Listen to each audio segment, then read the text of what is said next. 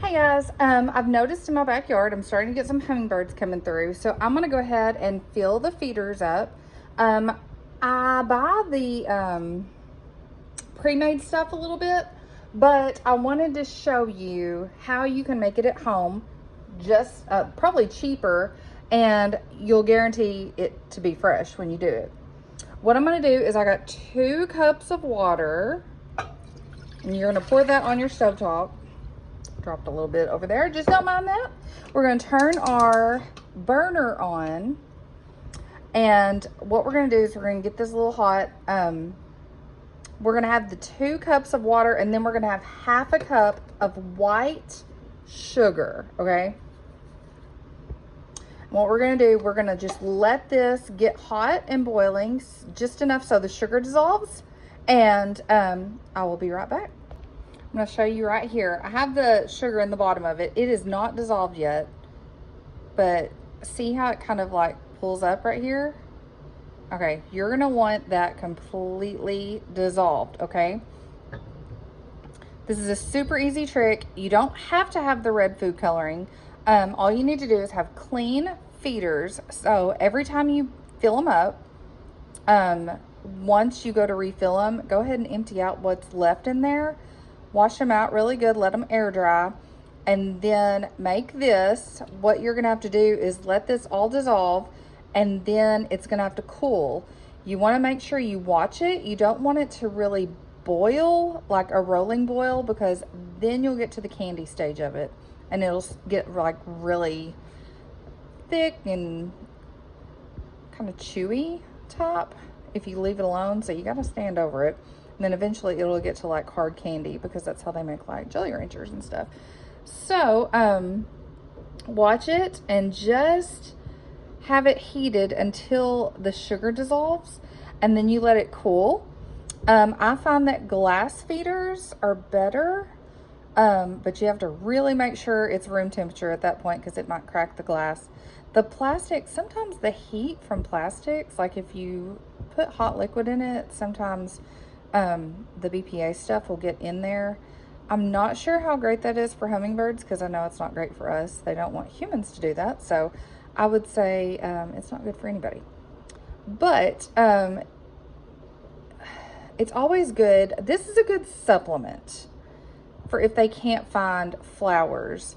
I have a butterfly bush in my front yard that attracts butterflies, hummingbird moths, and hummingbirds. They love that. They get their natural nectar from that, and my morning glories, when they are blooming in the backyard. My lilies are usually gone by this point, so they can't get it from there. But having wildflowers in your backyard is a great idea, just a little section.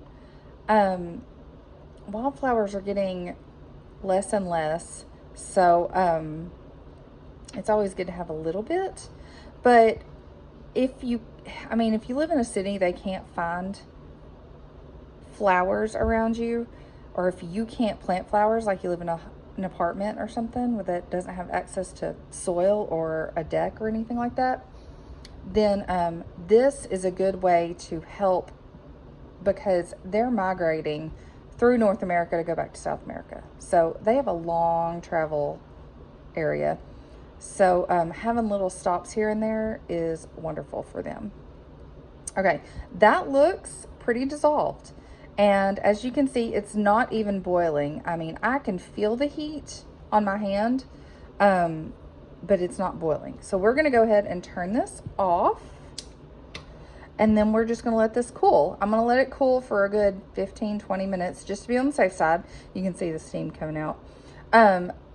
I'm gonna let it cool 15 to 20 minutes, and then while it's cooling, I'm gonna go ahead and rinse out my feeders. I have 3. I'm gonna rinse and let them air dry a little bit, and then I'm just gonna refill them, put them out there. Hope y'all have a great day.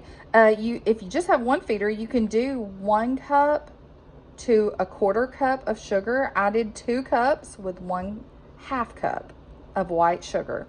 Don't use honey, don't use stevia, don't use anything like that. I mean, not even raw sugar, as long as it's white. A processed is totally fine, okay? Let's have some healthy hummingbirds out there, and hope they get attracted to your little garden. Sometimes it takes a year, so don't be discouraged. But they tell their friends, I swear. There might be one or two one year, and then the next year they'll double that and double that and double that if you just keep doing it. In my area, they usually come out about July, August, and they will go until mid-October because it's kind of warm where I am in the south side of North America. So it's patience, but when you get that one, you're golden, okay?